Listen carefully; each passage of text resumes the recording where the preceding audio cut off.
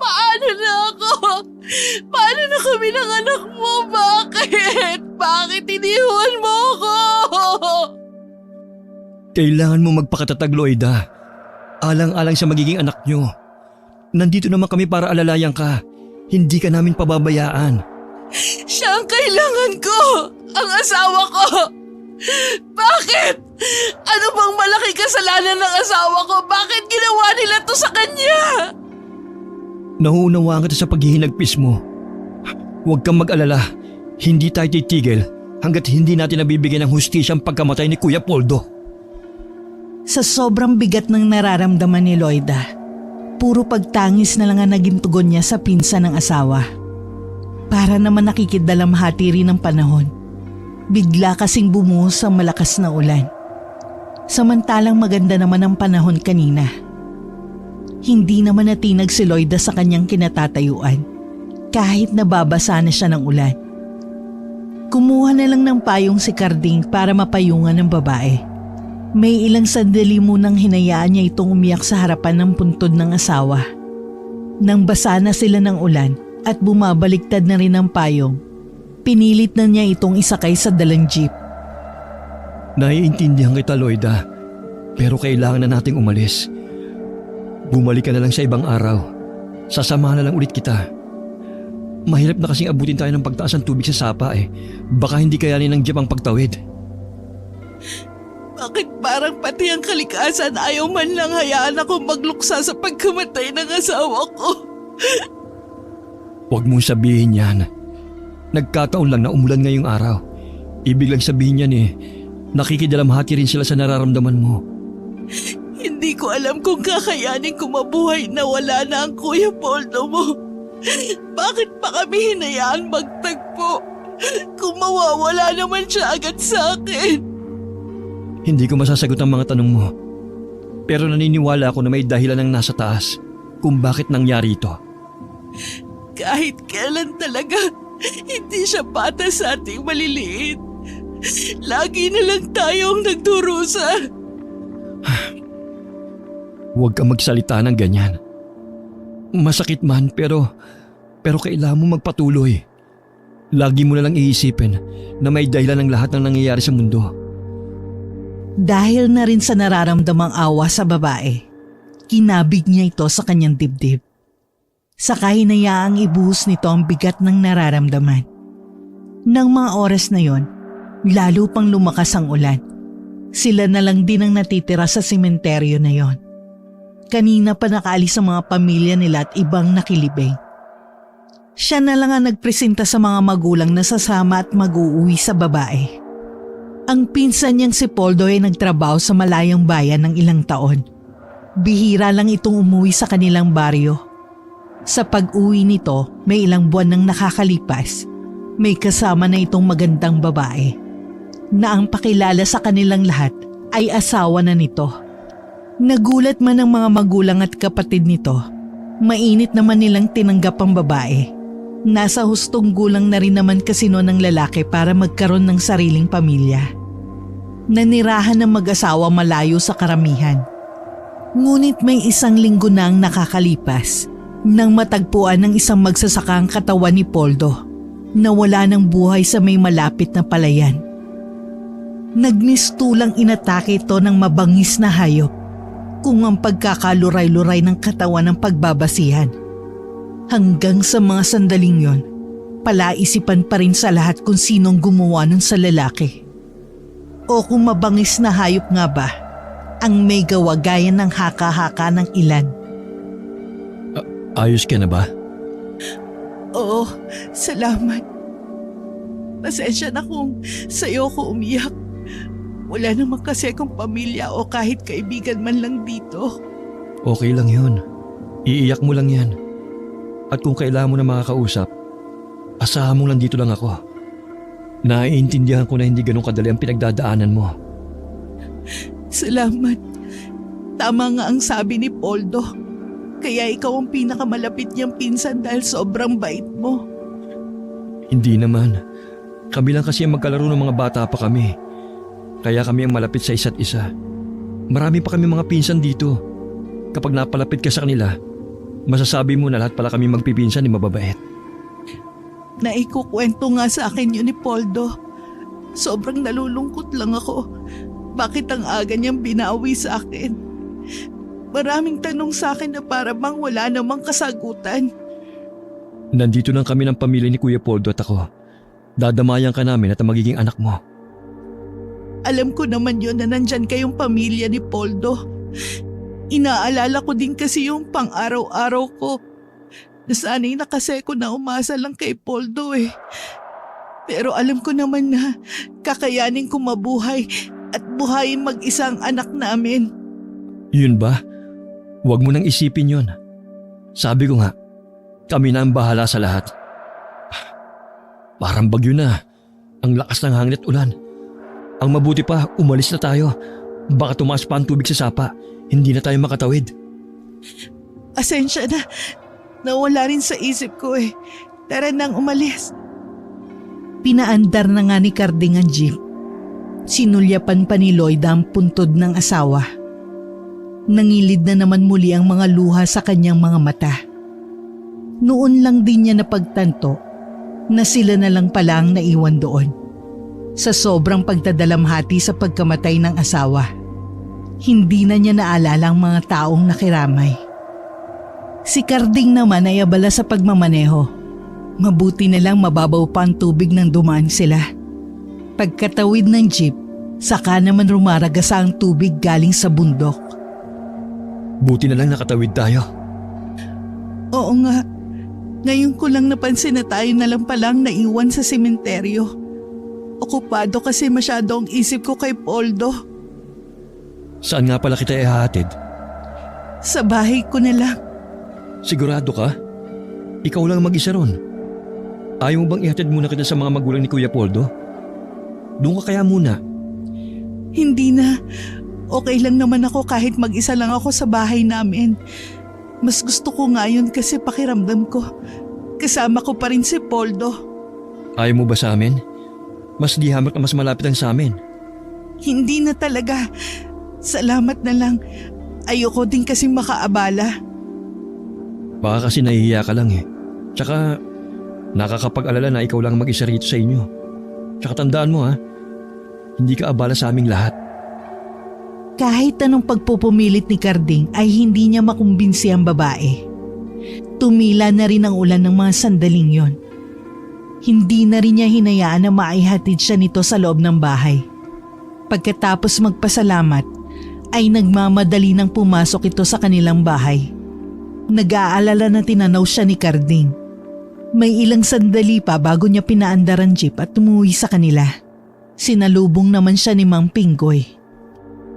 Basang-basa ka ng ulan ah. Inabot ba kayo sa sementeryo? Oo tay, ayaw pa po kasing umalis ni Lloyd eh. Kami na nga lang po ang naiwan dun eh. Saan mo siya inatid? Sa bahay po nila. Ayaw naman po niyang doon muna kina Chong at Chang eh. Kahit nga po dito sa atin, inulok ko na. Ayaw po talaga.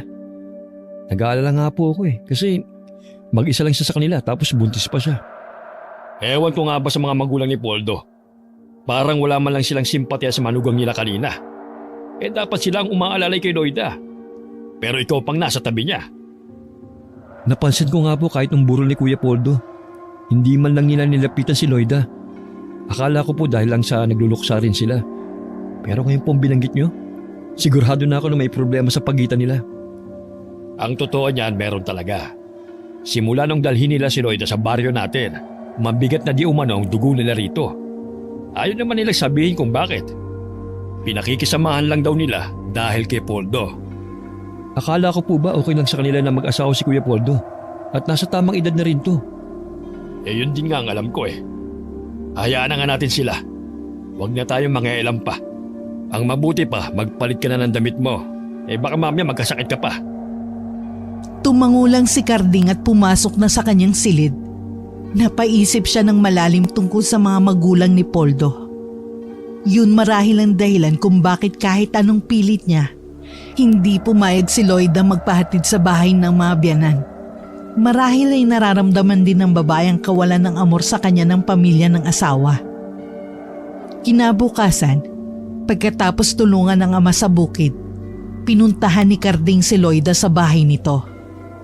Nakailang tawag na siya sa labas ng bahay nito, ngunit walang nagbubukas ng pinto.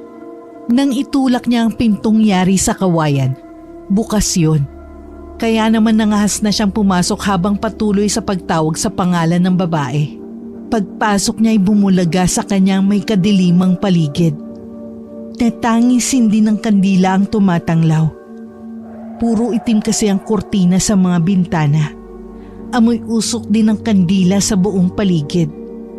Sa isang altar, naroon ang larawan ng pinsan at napapalibutan yun ng mga itim na kandila. Sinilip rin niya ang babae sa nag-iisang silid sa bahay. Pero wala ito roon. Muli na lang siyang lumabas ng bahay. May kalahating oras din siyang naghintay bago dumating ang babae. Anong ginagawa mo rito? Ha? Gusto lang sana kitang kumustahin. Okay naman ako. Siguro masasanay din ako na wala na talaga si Poldo sa buhay ko. Saan ka nga pala galing? Sa bukid, tinignan ko yung mga pananim naming gulay. Bala ko kasing itinda yung iba para pandagdag gastos na rin dito sa bahay. Wala na bang natira sa abuloy? Hindi ko alam yun. Hindi naman kasi akong humawak nun eh. Ganun ba? Baka may maitulong ako sa'yo. Ano naman kaya ang maitutulong mo? Kahit na ano. Pwede kitang ipagsibak ng kahoy o kaya ipag-igib ng tubig. Alam ko kasing bawal sa'yo mabibigat na trabaho dahil sa kalagayan mo. Salamat na lang. Marami pa naman akong panggatong dyan.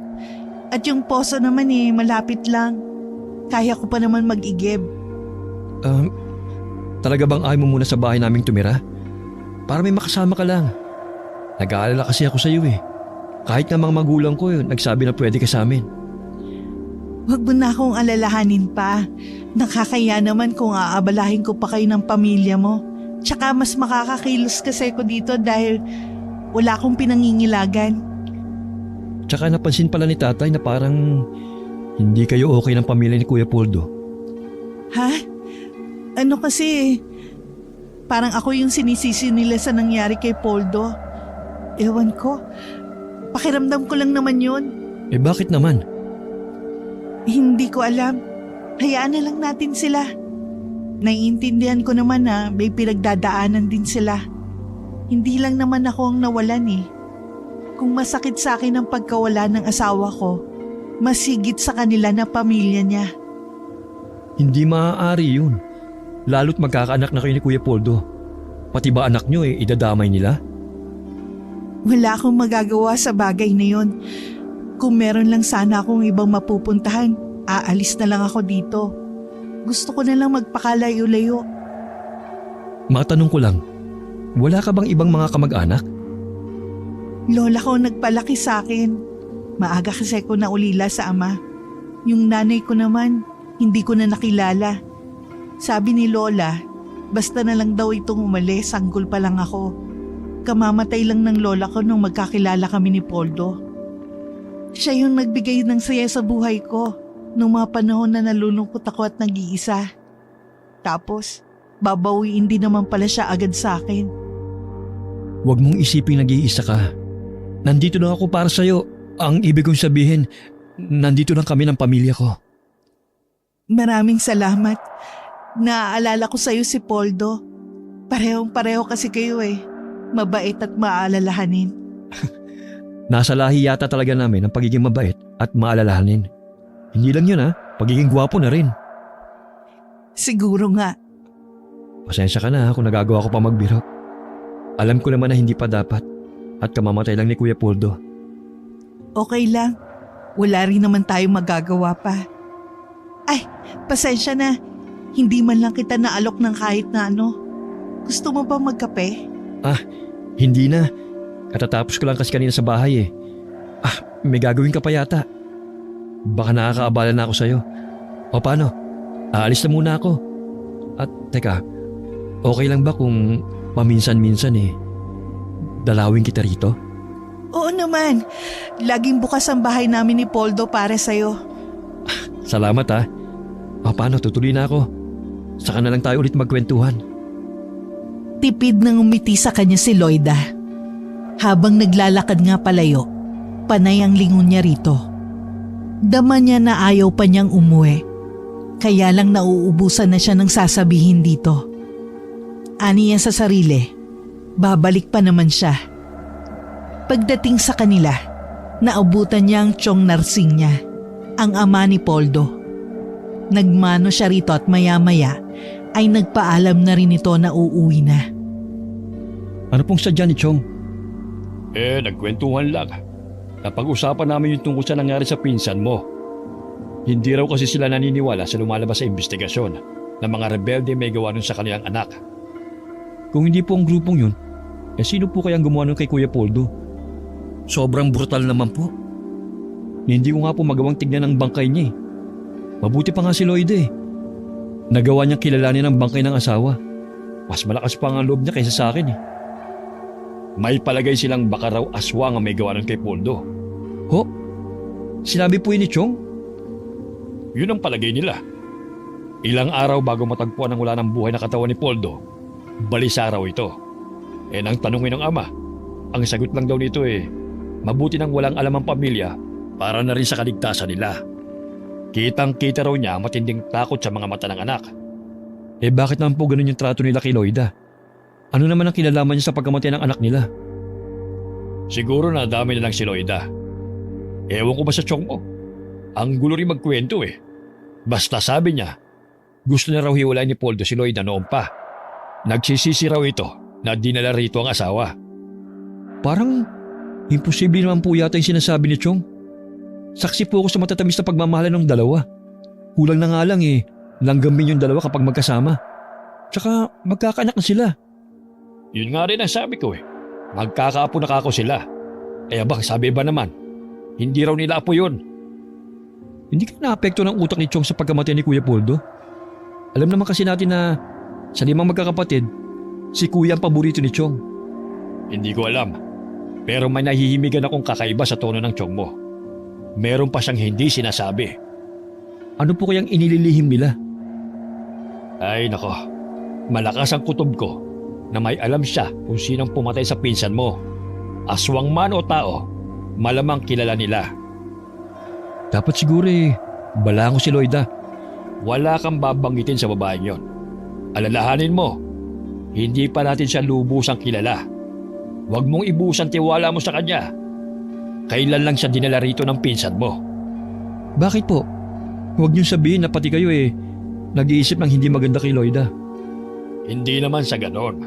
Kaya lang, kapag sinabi mo sa kanya, baka mabanggit mo rin ang mga sinabi ng Chong mo. Para na rin tayong gumatong niyan. Hayaan mo lang siyang walang alam. Ang naiipit po sa sitwasyon ay si Loida. Hawa-hawa naman po sila na magiging anak niya. Nasa tiyan pa lang ng ina Pinagkakaitan na ng pagmamahal ng pamilya ng tatay niya. Malay mo, kapag lumabas ang bata, lumambot ang puso ng Chong mo. Sana nga po. May iba nga lang po pala ako. Okay lang po ba na paminsan-minsan puntahan ko si Loida? Nagpapaalam ka pa sa lagay na yan? Galing ka na nga sa kanya kanina? Gusto ko lang naman po siyang kumustahin Hindi naman kita pinagbabawalan na magkagusto sa babae. Pero sana pumili ka naman. Huwag sa asawa ng pinsan mo. Si tatay naman, kung ano-anong iniisip. Parang nag-aalala lang ako doon sa tao Alam niyo naman na mag-isa lang yung tao sa buhay Alam mo, tatay mo ako, kaya kilala kita. Akala mo ba hindi ko napapansin ang kakaibang titig mo kay Loida? Kahit noong pang nabubuhay si Poldo. Nagaganda lang po ako sa kanya, yun lang po yun. Walang mali siya yun sa akin. Kakaiba naman talaga ang ganda niya kumpara sa mga kadalagahan dito sa atin. Baka ang paghanga na nararamdaman mo kung saan mapunta. Ngayon pa lang sinasabi ko na sa'yo na pigilan mo na habang maaga pa. Hindi po manghiherang iniisip niyo. Malaki po ang respeto kay Kuya Poldo. Kahit wala na po siya, hindi ko siya magagawang ahasin. Mabuti na yung malinaw. Iba kasi kapag puso ng pinairal, handang hamakin ang lahat, masunod lang ang nais nito. Si tatay, naging makata pa. O bakit? Totoo naman Huwag mo akong tawanan dyan. Oo nga pala. Bakit ba ako natatawa kamamatay lang ni Kuya Poldo? Sana naman Mabigyan na ng hustisya sa lalong madaling panahon ang nangyari sa kanya. Yan ang hiling ng lahat. Lalo na ng pamilya niya. Natulala ka na dyan. Wala lang po, Tay. Kakauwi mo lang eh. Parang nandun na naman sa baba niyo ng isip mo. Tara na nga sa loob. Naiiling naman si Carding na sumunod sa ama na pumasok sa loob ng bahay. Hanggang sa pagtulog ay labis na binabagabag ang binata. Kahit itanggi man niya ng paulit-ulit, batid niya na tama ang kanyang ama. May pagtingin nga siya kay Loida.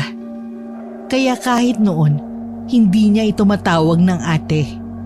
Pilit niyang iwinaksi sa isip ang nararamdaman.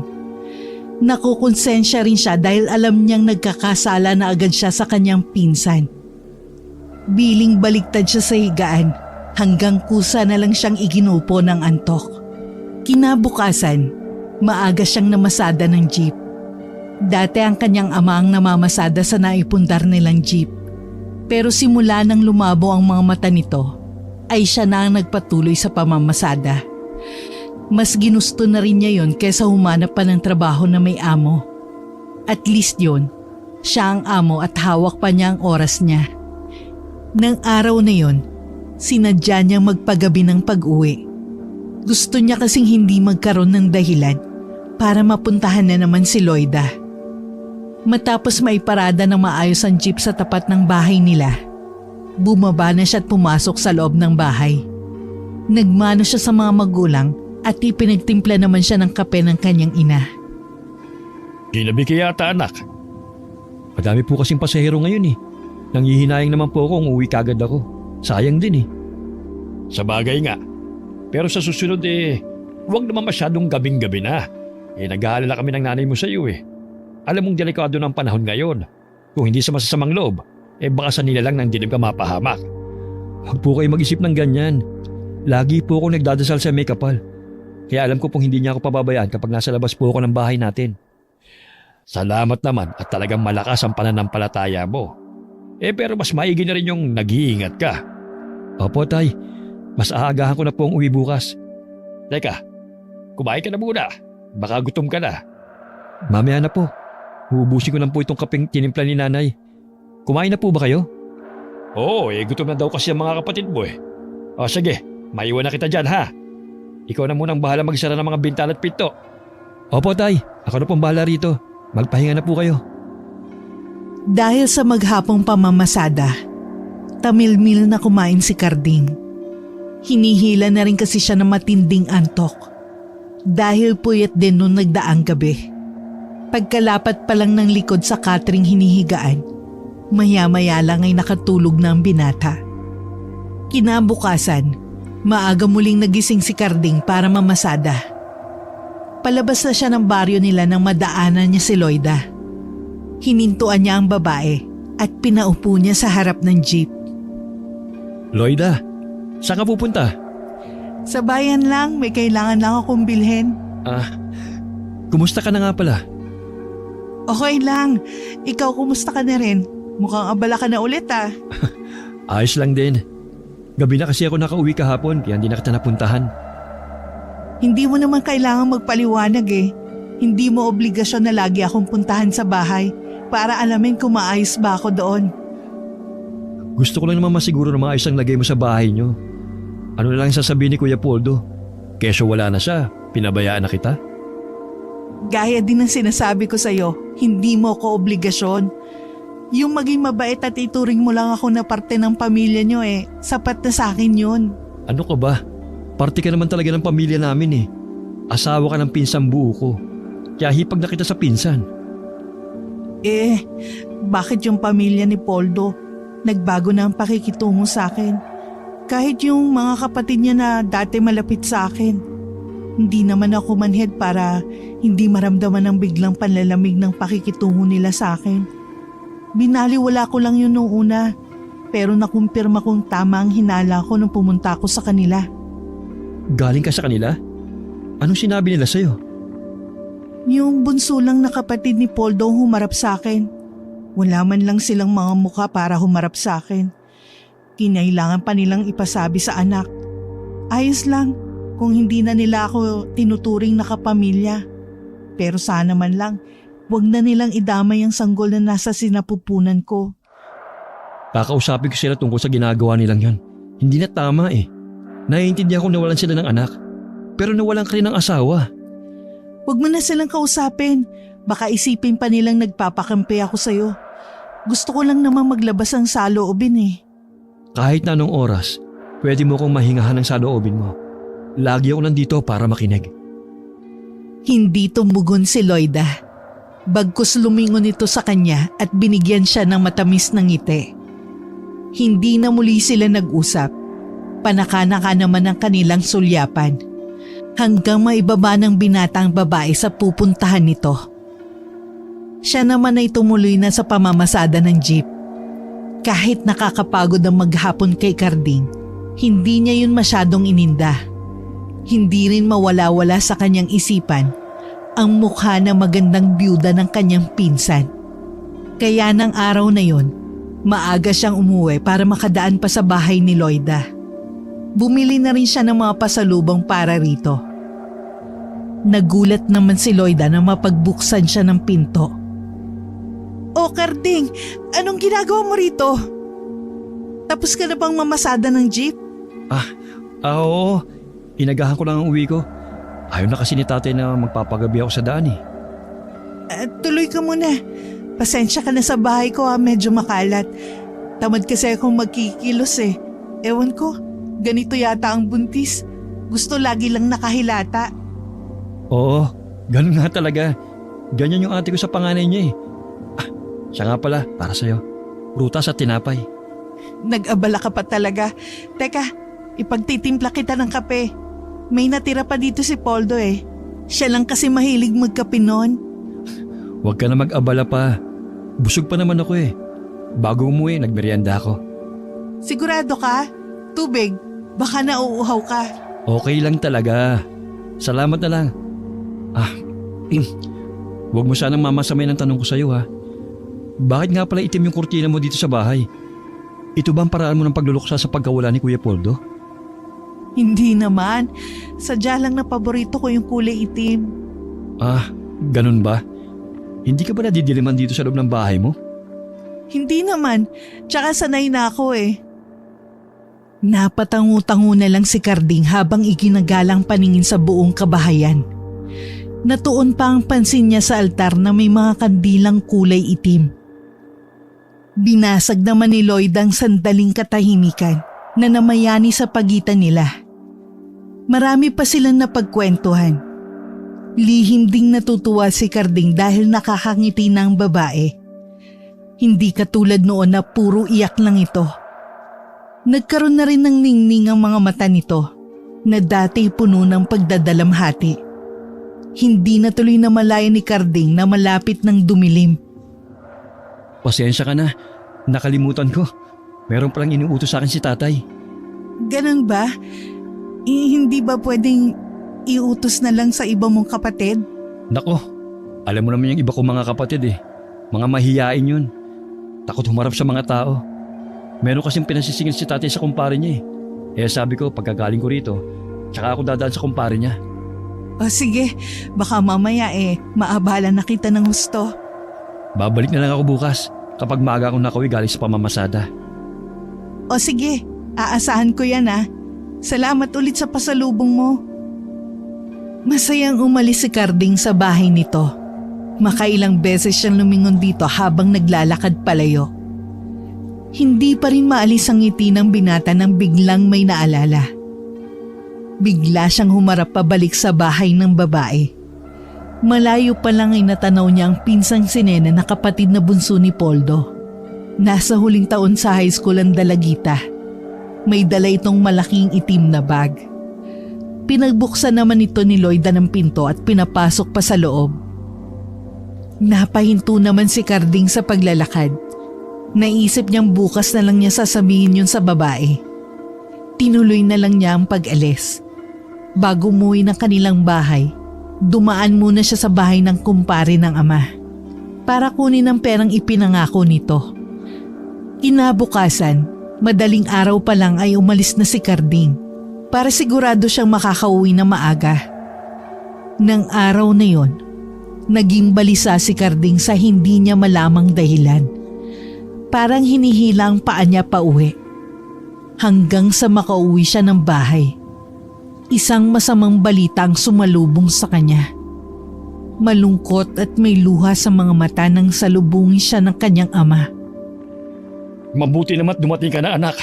Pabalik na ako ulit sa bahay ng tiyong mo. Sumabay ka na sa akin paroon. Ano bang kamalasan itong nangyayari? Ano po bang nangyari? Si Nene, ang pinsan mo. Natagpo ang patay kaninang umaga sa may palayan. Malapit kung saan nakita ang katawan ng Kuya Poldo niya. Oh, paano? Ano nangyari? Yung mag-amang magsasaka na nakita sa katawan ni Nene. Hindi pa matukoy yung salarin. Yung paraan ng pagkamatay, kahalin tulad lang din sa kuya niya. Ang mabuti po sumakay na po kayo sa jeep. Si nanay po. Nandun na silang lahat sa bahay ng tiyong mo. Kauwi ko nga lang at hinihintay nga kita. Nung iwan kong tiyang lupi mo nawalan to ng malay. Galit na galit naman ang mga pinsan mong lalaki. Parang papatay ang mga itsura nila.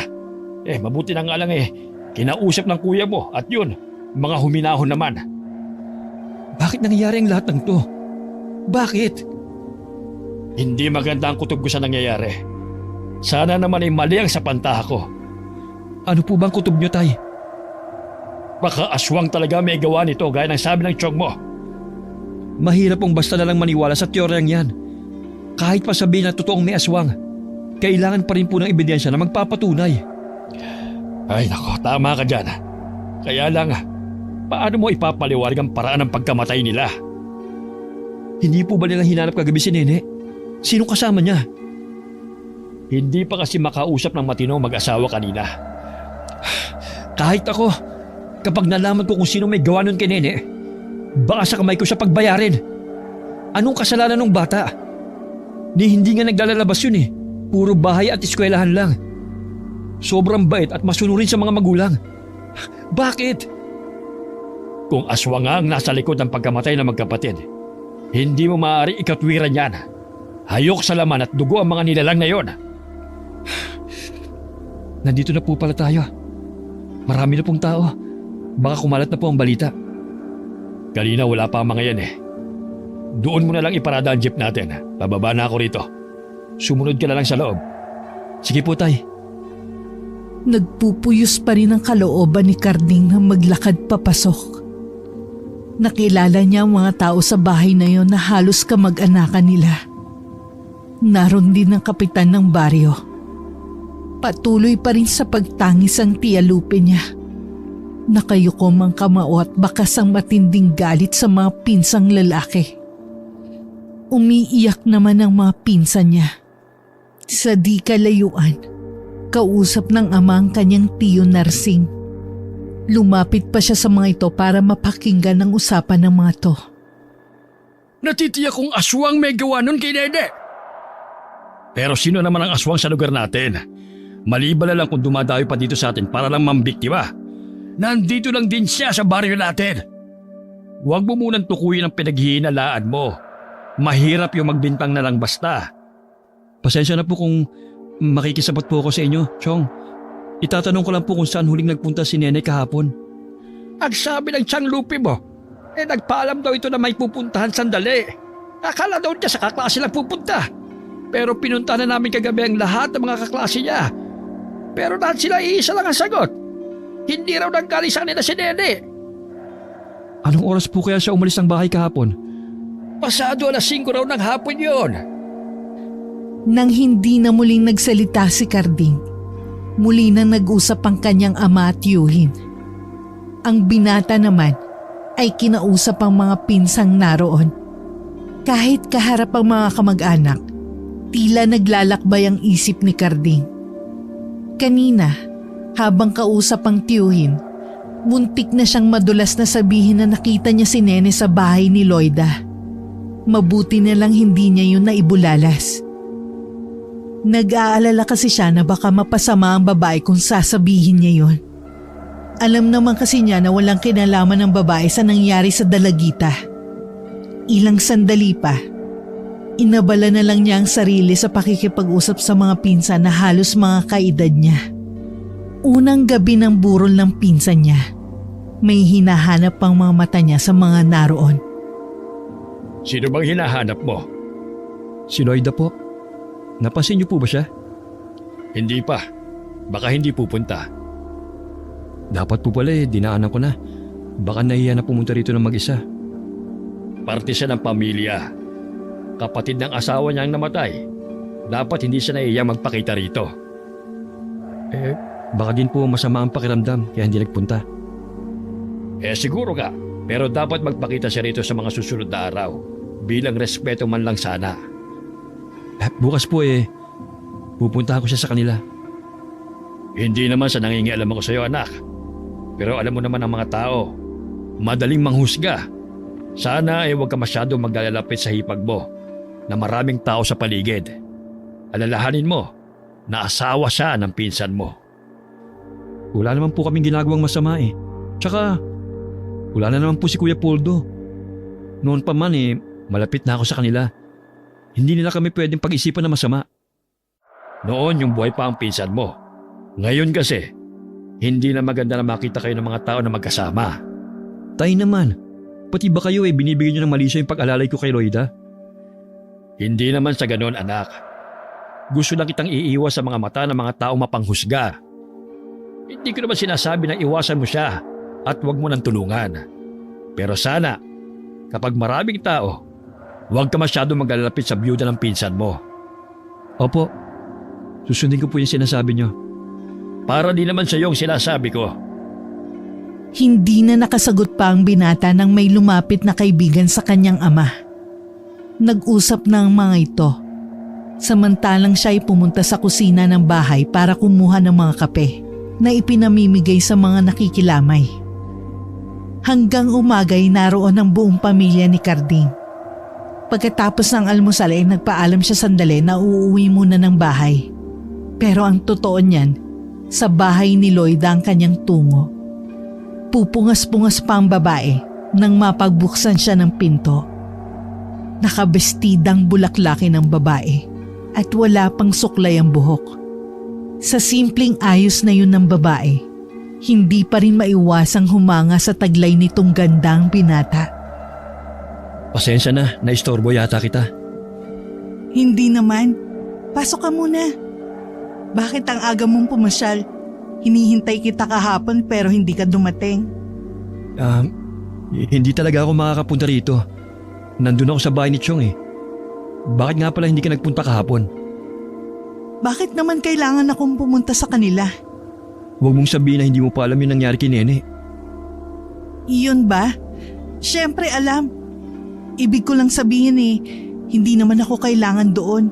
Napansin mo naman na hindi ako tinuturing na parte ng pamilya nila. Kahit na, sana man lang isinantabi mo muna yung nararamdaman mo bilang respeto. Pamilya pa rin sila ni Kuya Poldo. O sige, pupunta na lang ako doon. May itatanong nga pala ako. Anong ginagawa rito ni Nene kahapon? Ha? Si Nene? Matagal ko na yung hindi nakikita. Ha? Sigurado ka ba? Oo naman. Bakit? Sino ba nagsabi sa'yo na nagpunta siya rito? Wala. Nabanggit kasi ng pamilya niya na nagpaalam na may pupuntahan sandali. Akala ko nanggaling dito. Sabi kasi ng mga kaibigan niya na hindi naman daw nagagawin si Nene sa kanila. Nakakaawa naman yung nangyari sa kanya, no? Parehong-pareho sila ng pagkamatay ng kuya niya. Paano mo nalaman na pareho sila ng pagkamatay ng kuya niya? Ha? Narinig ko lang kanina nung nagpunta ako sa tindahan. Pinag-uusapan nila. Maiba ko. Gusto mo ba ng kape? Hindi na. Baka kasi hindi ako makatulog mamaya Plano ko kasing umidlip muna sa bahay bago bumalik kina Chong. 3 araw nga lang palang lamay. Bakit nagmamadali yata sila na mailibing si Nene? Samantalang si Poldo nun 5 araw. Yung kasi napagkasunduan ng pamilya nila. Tsaka habang pinatatagal kasi, lalo lang silang nasasaktan sa pagkawala ni Nene. Kahit ako, sobrang nasasaktan din at hindi matanggap ang nangyari. Susubukan ko makapunta mamaya. Kaya lang hindi rin ako maaaring magtagal. Alam mo naman ang kalagayan ko. Kahit sumaglit ka lang, maintindihan naman nila ang kalagayan mo eh. Alam nilang hindi ka maaaring magpuyat. O paano? Uuwi na muna ako. Ang bilis naman yata. Talaga bang uwing-uwi ka na? Pasensya ka na. Inaantok na kasi ako eh. Babawi na lang ako sa'yo sa mga susunod na araw. Napangiti naman si Loida sa kanyang tinuran. Hindi na siya nito pinigilan ng makaalis. Habang naglalakad pa uwi si Carding, paulit-ulit niyang sinariwa ang mga sinabi ng babae na hindi pumunta sa bahay nito si Nene. Samantalang kitang-kita niya nang papasukin nito ang dalagita sa bahay nito. Bakit siya nagsinungaling? Katulad din kaya ng iniisip ko na baka mapag-isipan siya ng masama ni Nachong. Lalo tuloy sumakit ang ulo ko. Binilisan na lang niya ang paglalakad dahil kanina pa siya nalulula sa antok. Pagdating sa kanila, nagmano lang siya sa mga magulang na paalis na muli. Tumuloy na siya sa kanyang silid at natulog. Hindi alam ni Carding kung gaano siya katagal nakatulog, pero nagising siyang naliligo sa sariling pawis. Napanaginipan niya kasi ang magkapatid na Poldo at Nene. Magkasama daw ang mga yon na tumatakbo sa may palayan. Tila may humahabol sa mga ito. Pakiramdam niya, nasa katawan siya ni Poldo. Nang lumingon siya para tingnan kung sino humahabol sa magkapatid, doon na siya nagising. Ano kaya ang ibig sabihin ng panaginip kong yon? Humihingi ba ng tulong sa akin ng magkapatid? Para mabigyan sila ng hustisya? May ilang sandali rin na nasa ganong ayos ang binata, bago naligo at nag-ayos para bumalik sa burol ng pinsan. Pagdating sa bahay ng tiyuhin, agad niyang hinanap ang ama. Nakita naman niya itong palabas ng kusina. May dala itong kape at nang makita siya ay inabot yun sa kanya. Tay, nakita niyo ba si Loida na nagpunta rito? Hindi. Sabi ba sa'yo pupunta siya? Opo, dumaan kasi ako sa bahay niya kanina eh. Ni anino ng babaeng yon, hindi ko pa nakikita rito. Baka talagang wala siyang balak na magpakita rito. Kung ayaw niya, hayaan mo na lang. Huwag ka na lang mangialam pa. Sabi ko nga po sa kanya isang tabi niya munang nararamdaman niya. Kahit alang-alang kay Kuya Poldo. Wala tayong magagawa anak kung pride ang pinapairal ng babaeng yon. May ugali din palang tinatago. Baka po dala na rin ang pagbubuntis niya kaya siya ganon. Huwag mo nang idahilan ang pagbubuntis niya. Huwag lang natin siya pag-usapan. Kumain ka muna sa kusina. At baka mamaya makalimutan mo na ang pagkain mo sa dami ng taong dumarating. Mamaya na lang po. Hindi pa naman po ako nagugutom eh. Tay, sino po yung lalaki na yun na nakasalamin? Ang tinutukoy mo ba yung kausap ng Chong Narsing mo? Oo, yun na nga po. Mukhang hindi taga rito sa baryo natin ha. Kilala sa tawag na Tata Aldo. Magaling na albularyo na nakatira sa kabilang bayan. Yung Chong Onad mo ang nakakakilala sa kanya at nagsama sa kanya rito. Ano pong gagawin niya rito? Sino pong may sakit? Hindi lang naman panggagamot ang kaya niyang gawin eh. Sa bahay na natin pag-usapan, huwag dito. Bakit parang may nililihim po kayo? Lihim talaga. Gusto kasi ng Chong Narsing mo, pamilya lang ang makakalam sa bagay na ito. Ayaw niyang may makalam na ibang tao. Sige po, sa bahay na lang po natin pag-usapan yan. Lalapitan ko na lang po yung mga bagong dating. Mga kaklase ko po yun ng high school ako eh. Tumango lang si Mang Pinggoy sa anak. Bago ito tumalikod para lapitan ng mga bagong dating. Si Carding naman, naging abala sa mga sumunod na sandali. Kinaumagahan naman pagkatapos mag-almusal, umuwi na siya sa kanilang bahay.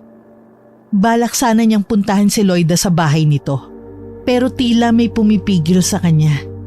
Minabuti niyang umuwi na lang ng kanilang bahay para makapagpahinga. Mamaya huling lamay na ng pinsan. Tiyak na maraming tao na pupunta sa burol nito.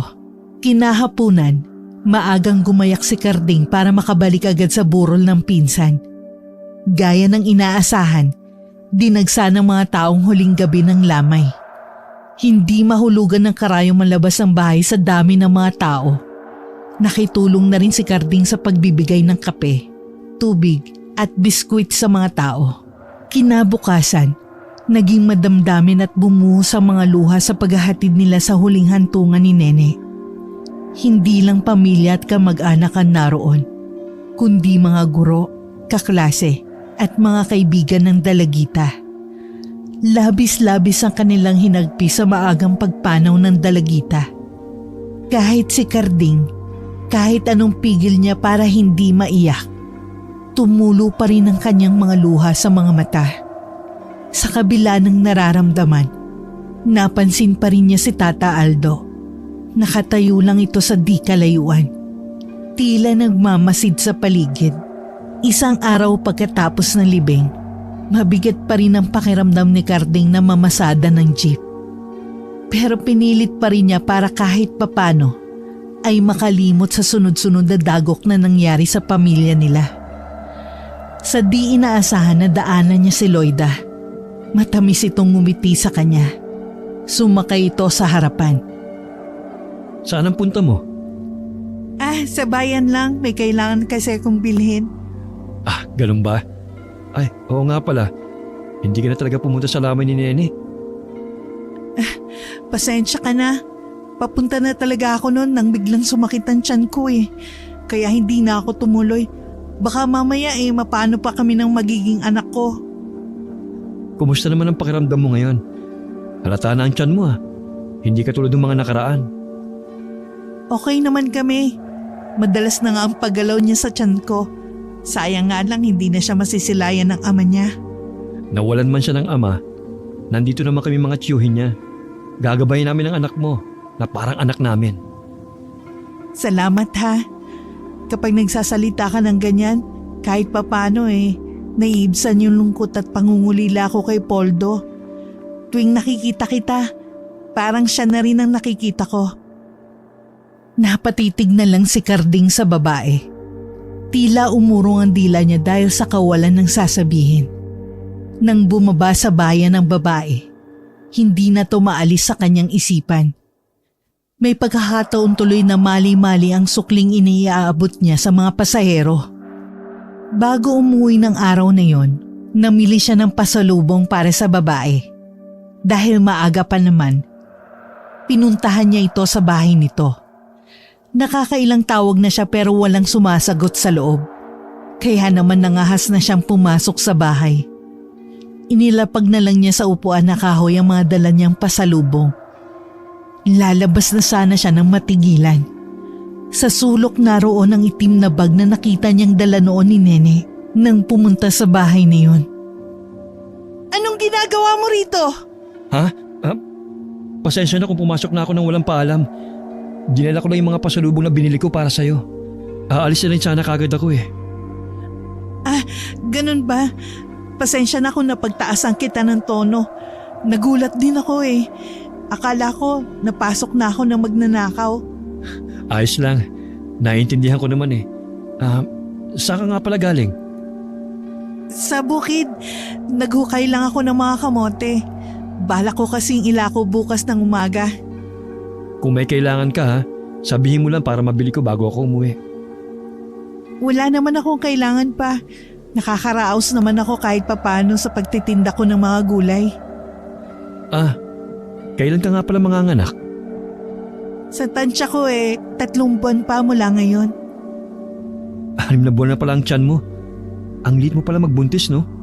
Kasi yung ate ko, 5 buwan pa lang ang tiyan nun Parang puputok na sa laki. Depende siguro yun. Hindi ko nga alam kung bakit maliit ako magbuntis Ingat ka rito Huwag mong kalilimutan na ilak maigi ang bintana at pinto.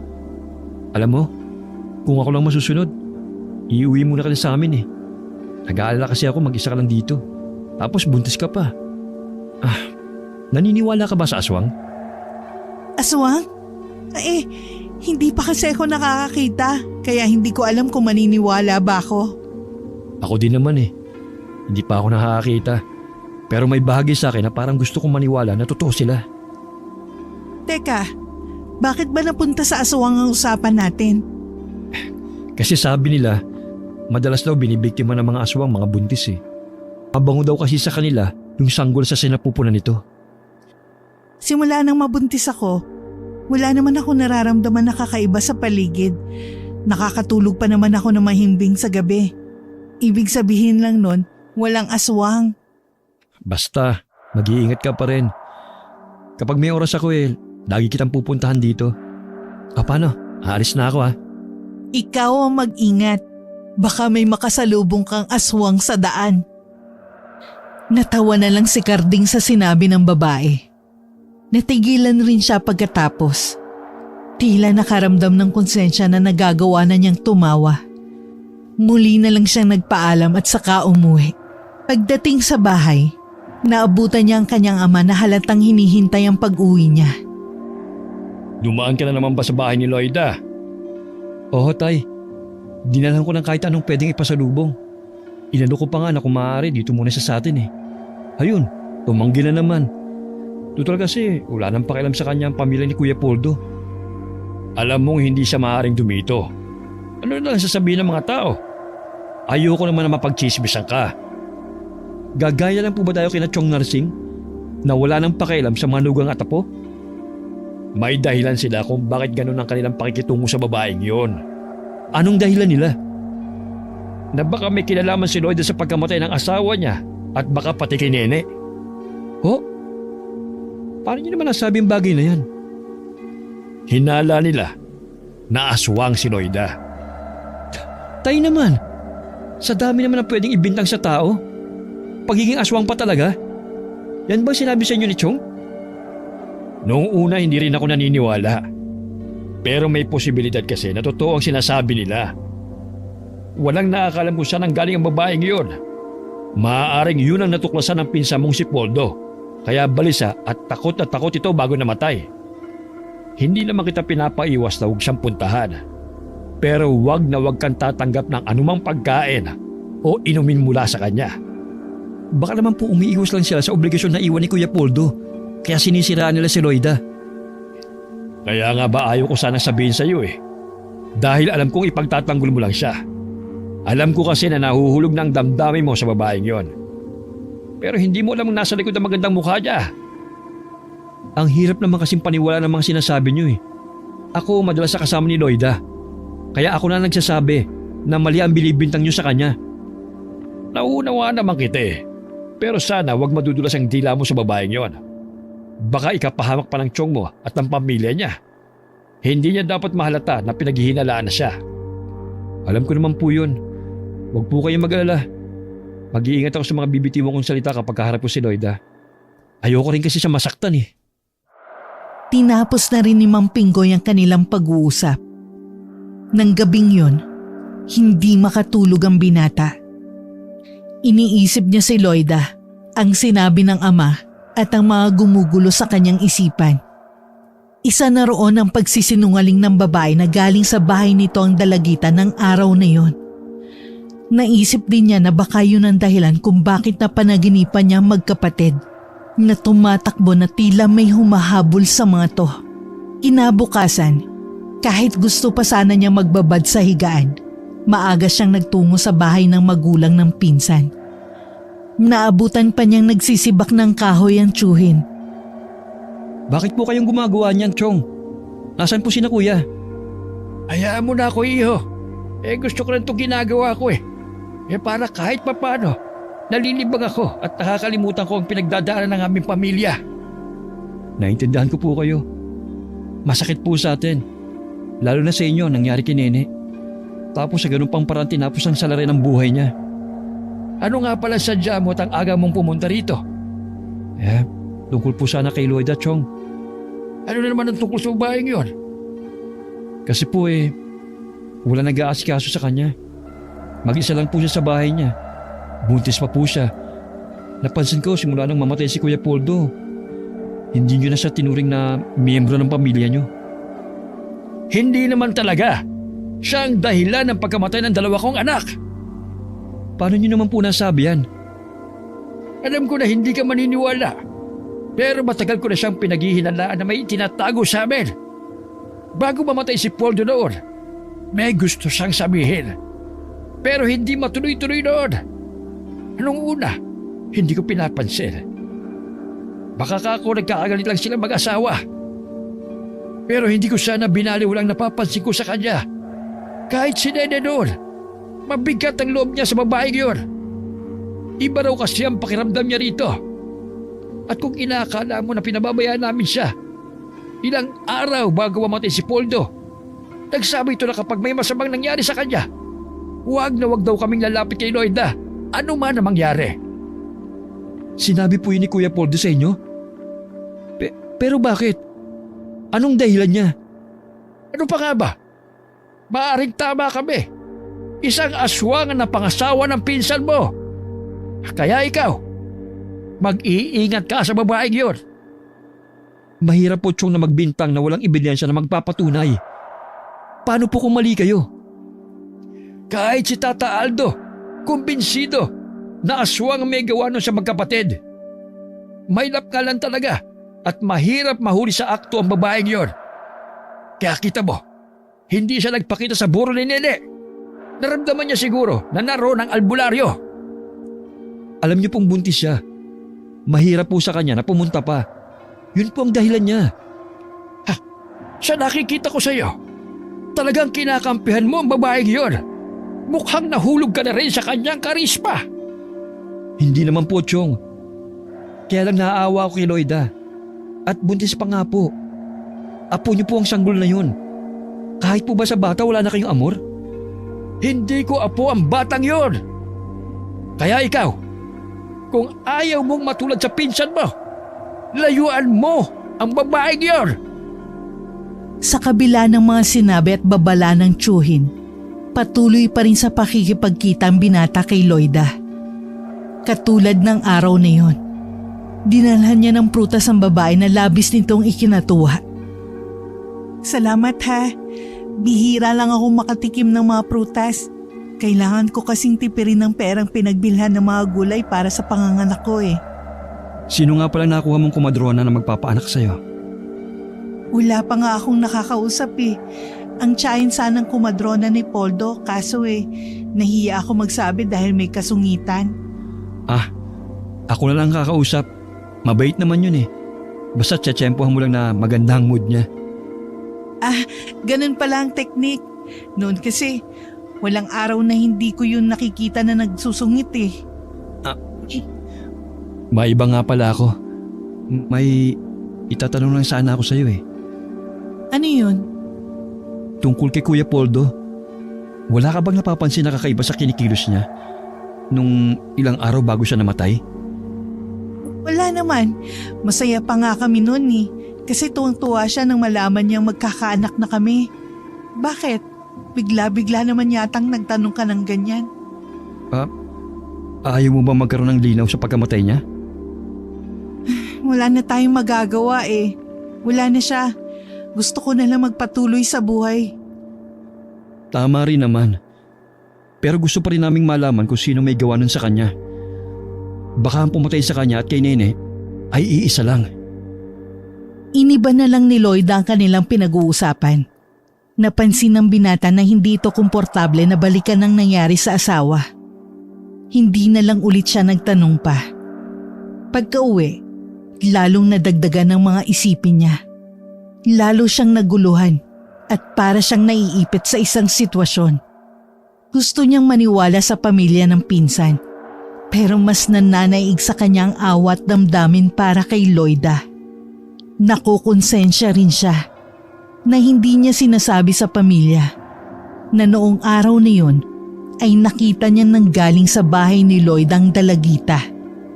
Naroon kasi ang takot niyang madiin lalo ang babae. Sa dami ng gumugulo sa kanya, hindi na niya namalayang kanina pa siya pinagmamasdan ng mga magulang. Mukhang may mabigat kang problema. Sabi nga ng nanay mo kausapin kita. Nagugulan lang po kasi ako eh. Dahil na naman ba kay Loida? Oo, at meron pa po. Nakukonsensya po ako na hindi to sa inyo sinasabi. Ano naman yun? Meron ka bang hindi sinasabi sa amin? Nung araw na nawala si Nene, huli ko po siya nakita nung pinuntahan niya si Loida. nakita ko na pinapasok pa siya sa bahay nito. Nang tanungin ko siya kung nanggaling doon si Nene, itinanggi niya na nagpunta ron. Naisip ko na baka natatakot lang siya na baka mapag-isipan siya ng hindi maganda. Diyos ko, kahit ganun ang sinasabi ng tiyong mo dalangin ko pa rin na sana nagkakamali sila. Pero sa sinasabi mo, nagiging malinaw na ang lahat. Tay, huwag niyo munang sasabihin kina Chong. Baka wala lang yun. Hindi muna nga. Pero sa sinabi mong yan, ayoko nang pupunta ka pa ron. Hintayin na lang natin na bumalik si Tata Aldo. Siya na ang bahala sa babaeng yon. May paraan pa ito para malaman kung talagang aswang si Loida. Ano pong gagawin nila kay Loida? Hindi ko alam. Basta kinausap na siya ng tiyuhin mo. Noon ngang burol ng pinsan mo, hinihintay nila si Loida. Pero hindi nga nagpunta. Sabi ni Tata Aldo, sinubukan niyang puntahan ang bahay nito, pero hindi siya tumuloy. Parang ang bigat daw ng kanyang pakiramdam. Para daw bang may masamang mangyayari kapag umalis siya. Kaya binantayan na lamang niya ang pamilya ng tiyuhin mo. Lalo nang nandun ang pinsan mong si Alice na 7 buwang buntis. Sana naman mali kayong lahat. Hindi ganun si Loida. Basta sundin mo na lamang ako. Huwag na huwag kang pupunta sa bahay niya. Mabigat man sa kanyang kalooban, wala naman nagawa si Carding sa utos ng kanyang ama. Bukod sa malaki ang respeto niya rito, lagi rin itong nakabantay sa kanyang galaw. Lumipas ang mga araw na hindi nakakapunta ang binata sa bahay ni Loida. Ilang araw na rin siyang hindi makapagkatulog. Bukod sa laging laman ng isip niya si Loida, pakiramdam niya, laging may mga matang nakatingin sa kanya. Ba't nangangalumata ka ata? Huwag mong sabihin hindi ka makatulog dahil sa babaeng yon. Ano ba? Talaga bang nahulog ka na ng tuluyan sa asawa ng pinsan mo? Biyuda po siya ni Kuya Poldo. Wala naman po akong nakikitang masama kung magkakagusto man ako sa kanya. Nasisiraan ka na ba? Kahit biyuda na siya, naging asawa pa rin siya ng pinsan mo. Pangit sa mata ng mga tao na sasaluhin mong biyuda ng Kuya Poldo mo. Ano lang ang sasabihin nila? Ganun ka kadesperado? Kabinata mong tao, papatol ka sa babaeng biyuda dahil lang nahuhumali ka sa ganda niya? Hindi niyo naman ako naiintindihan eh. Ako pa bang ama mo hindi makakaintindi sa'yo? Nabubulag ka sa nararamdaman mo sa kanya. Ang mabuti pa, ipapatingin kita kay Tata Aldo. Ho? Wala naman po akong sakit eh. Hindi lang naman may mga sakit ang ginagamot niya eh. Ipapasuri lang kita. Baka kaya hindi ka makatulog dahil inaaswang ka na. Wala na rin nagawa ang pagtutol ng binata sa kagustuhan ng ama. Ipapatingin na siya sa manggagamot na si Tata Aldo. Maya-maya lang ay naroon na sa kanilang bahay ang albularyo na sinundo ng isa niyang kapatid. Wala naman po talaga akong sakit eh. Si tatay lang po mapilit. Natural lang sa mga magulang ang mag-alala kapag nakita nilang hindi maayos ang kalagayan ng kanilang anak. Paano niyo po ako gagamutin kung wala naman akong sakit? Hindi lang naman ang mga may sakit ang ginagamot ko. Katulad mo, wala kang sakit. Pero unti-unti kang nauubusan ng lakas. Unti-unti niyang hinihigaw pang enerhiya ng katawan mo. Ho? Ano pong ibig niyo sabihin? Hindi siya katulad ng iniisip mo. Dinadaya ka lang ng paningin mo. Isuot mo ang kwintas na ito. Gawa ito sa isang matigas na puno. Aalisin ito ang mga bumabagabag sa'yo. Hindi maalis ang mga mata ni Carding sa kwintas na nasa leeg. Nang utusan siya ni Tata Aldo na mahiga, agad sumunod ang katawan niya kahit tila gustong tumutol ng isipan niya. Nakamulat lang siya ng mga mata at nakatitig sa kisame ng bahay nila. Nagsindi ng insenso si Tata Aldo. Nang maamoy ng binata ang usok nito, nakaramdam agad siya ng pagkaantok. Ang albularyo naman ay naupo sa harap niya at umusal ng isang orasyon na tanging ito lang ang nakakabatid kung para saan. Huminto lang si Tata Aldo nang tuluyan ng nahimbing ang binata. Makakapagpahinga na po siya at makakabawi na rin siya sa lakas na nawala sa kanya. Huwag niyo pong hahayaan na makalapit pa siya sa babaeng yon. Hindi na talaga. Hindi ko hahayaan na pati anak ko ay kukunin din niya. Mabuti na lang po naagapan natin siya. Binigyan ko po siya ng pangontra laban sa aswang na yon. Hindi na niya magagawang masaktan ng anak niyo. Maraming salamat po sa inyo. Mabuti na lang nakilala ka namin. Matagal ko na rin naman pong tinutugis ang babaeng yon. Marami na siyang nabiktima. Hindi siya titigil hanggat meron pa rin naaakit sa kanyang angking kagandahan. Hindi ba pwedeng puntahan mo na lang siya sa bahay niya? Hindi po ganun kadali. Malayo pa lamang po ako ay naamoy na niya ako. Ayoko pong makaisip na naman siyang tumakas. Mahirapan na naman ako kung saan ko siya hahanapin. Paano gagawin natin? May nakahanda na pong pain sa kanya. Ang susunod niyang biktima. Siya po ang kailangan kong bantayan. May susunod pa siyang biktima? Sino naman yon? Kilala niyo po siya. Larawan kay Mang Pinggoy ang labis na pag-aalala ng mga oras na yon. Wala rin tigil ang pagdarasal niya habang binabantayan ng anak na si Karding. Maya-maya, gumalaw ang mga talukap ng mata nito at saka nagmulat ng mga mata. Napalingon nito sa ama at saka dahan-dahang bumangon. Nakatulog pala ako. Nasaan na si Tata Aldo? Umalis na siya. May kailangan pa kasi siyang gawin. Ang gaan na ng pakiramdam ko ngayon. Parang bumalik na rin yung lakas ko.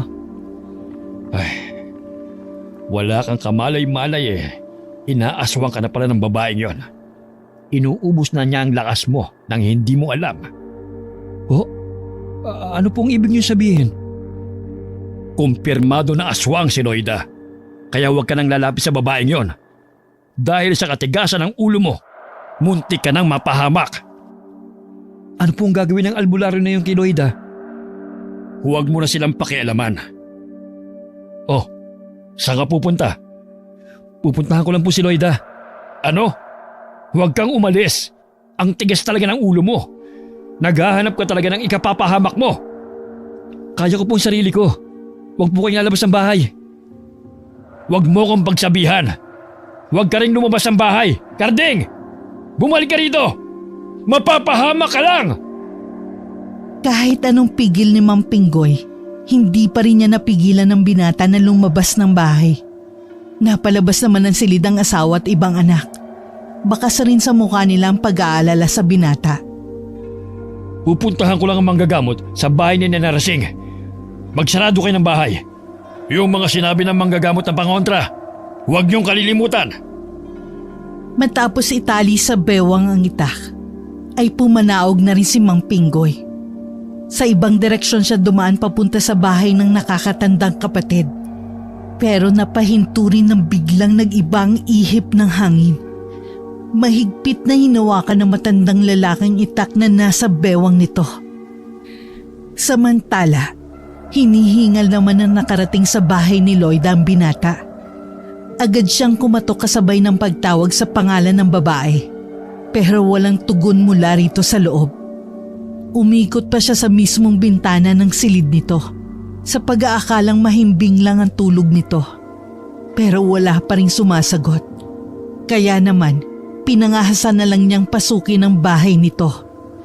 Sumalubong sa kanyang ilong ang napakasangsang na amoy na humalo na sa usok ng mga kandilang nakasindi. Napatakip pa siya ng kanyang ilong habang hinahanap ang amoy na yun. Bigla rin ang kabang naramdaman na baka may masamang nangyari sa babae, lalo't ilang araw na niyang hindi ito napupuntahan. Sa isang sulok, naroon ang malaking banga na imbakan ng tubig. Parang doon nagmumula ang masangsang na amoy. Kinuha niya ang isang kandila at inilawan ang loob ng banga. Ganun na lang ang takot na gumapang sa kanya nang makitang pira-piraso yun ng katawan ng tao. Hindi na rin niya napigilan ang pagbaliktad ng sikmura. Akmang lalabas na siya ng bahay nang mapansin ang itim na bag ni Nene. Kinuha niya yun at saka lumabas ng bahay. Paalis na sana siya nang makarinig ng mga kaluskos sa di kalayuan. Naghanap muna siya ng mapagtataguan. Sa likod ng mayayabong na damo ay doon siya nagsumiksik. Mula sa pinagtataguan, nakita niyang humahango si Loida habang hawak ang dugo ang balikat nito. Akmang lalabas siya para daluhan ito ng matigilan. Paparating kasi ang Chewin at si Tata Aldo. Sumuko ka na, Loida! Wala ka na rin mapupuntahan! Magbabayad ka sa ginawa mo sa mga anak ko! Hindi niyo ako mahuhuli! Hindi ako papayag! Isa kang halimaw! Hindi ka na dapat buhayin pa! Kaya mo bang makitang mamatay din? Ang batang nasa sinapupunan ko? Apo mo to, tanda! Anak namin ni Poldo! Wala akong apong aswang! Umangil naman ng malakas si Loida. Si Tata Aldo naman ay lumapit dito at may ipinakita na isang bagay na tila nagpatakot dito. Nagtakip pa ito ng mukha hanggang nagbagong itsura nito. Mula sa pagiging magandang babae, naging matandang babae ito. Puti ang mahabang buhok, kulubot ang balat, nanlalalim ng mga mata dala ng katandaan. Anong ginawa mo sa akin? Bakit naging kulubot ang balat ko? Walang yaka! Kahit kailan talaga hadlang ka sa mga plano ko! Yan talaga ang tunay mong itsura! Gumagamit ka lamang ng orasyon para madaya mo ang mga tao sa paligid mo!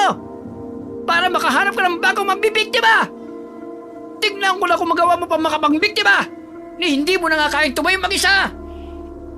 Ibalik mo ko sa dati kong itsura! Hindi ako pwede maging matandang kukluban! Mamamatay ako!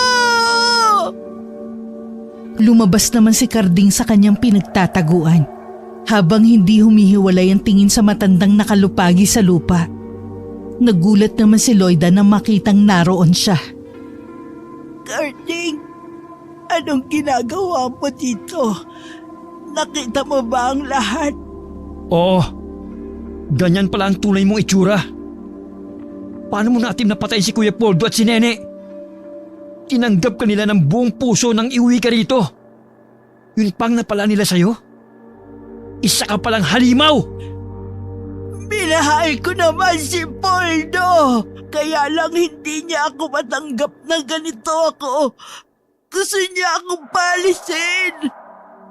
Bakit si Nene dinamay mo? Anong kasalanan ng bata? Hindi ko sinasadya. Natakam lang ako sa kanya sa pagiging bata niya. Hindi ko tanggap na may masigit na maganda sa akin. Nagpupuyo sa galit ang mag-Chewin sa pagtatapat ng babae. Matinding pagpipigil na lang ang ginawa ni Carding para hindi sugurin ng babae. Alam niya na wala na itong laban sa kanya. Tumalikod na lang siya. Hindi niya kasi matagalan ng pagtitig dito. Umiiyak naman si Mang Narsing. Muling sumariwa kasi sa kanya ang itsura ng mga anak na pinatay ng babae. Umalis na tayo rito. Kailangan ko pang gamutin si Pinggoy. Bakit? Ano nangyari sa tatay ko? Inatake siya ng babae niyan. Muntik na kaming mahuli ng dating. Dahil sa ibang direksyon dumaan ang ama mo. Siya ang susunod sana ng biktima niya. Dahil alam niyang hadlang ang ama mo sa plano niya sa'yo. Kumusta ng tatay ko? Hindi naman ganong kalalim ang sugat niya. Umalis na tayo rito. Kailangan kong puntahan ng Itay. Huwag niyo akong iwan dito! Nagmamakawa ko sa inyo! Tulungan niyo ako! Carding! Tinapunan lang ng blankong sulyap ng tatlong babae bago tumalikod at naglakad palayo. Patuloy sa pagmamakaawa ito pero nagmistulang bingi ang tatlo. Walang nagawa ang babae kundi ang managhoy na lang at maghintay ng kanyang katapusan. Pagdating sa bahay, namimilipit sa sakit si Mang Pinggoy. Agad na ginamot ni Tata Aldo ang sugat nito. Sorry, Tay. Muntik na kayo mapahamak ng dahil sa akin. Wala kang kasalanan, anak. Inaasahan ko na yon dahil binalaan naman ako ng albularyo. Kung hindi pa nakita ng mismong mga mata ko, hindi pa ako tuluyang magigising sa kabaliwan ko sa babaeng yon. Minsan talaga sa buhay natin, nakakagawa tayo ng mga pagkakamali. Sa desisyon man o sa pagpili ng gugustuhin nating babae. Ang mahalaga maging aral yun sa iyo. Maging mapanuri ka dapat. Huwag ka lang basta magpapadala sa ganda. Opo, Tay. Tatandaan ko po yan. Matuli na lumipas ang 1 linggo. Bumalik na uli sa dati ang lahat maliban kay Carding, na hindi maiwasang malungkot dahil sa unang beses na pagkabigo sa pag-ibig. Kasalukuyan siyang nasa harapan ng puntod ng magkapatid. Noon lang niya nabatid na isa palang babala sa kanyang panaginip tungkol sa mga ito. Nagpapasalamat din siya na walang masamang nangyari sa kanya at sa buong pamilya niya. Simula ng gabing yun, hindi na ulit siya gumawi sa lugar kung saan nakatirik ang bahay ni Loida. Wala na rin siyang balita sa nangyari sa babae. Hindi na rin nila pinag-usapan ng tungkol dito at sa mga pangyayari. Ibinalik na rin niya ang itim na bag na dala noon ni Nene nang magpunta sa bahay ni Loida. Laman pala nun, mga baro-baruan at ilang gamit para sa sanggol. Hindi nila akalain ng pagmamalasakit ng dalagita ang siyang magiging mitya na maaga nitong kamatayan. Wakas. Poldo! Paano na ako?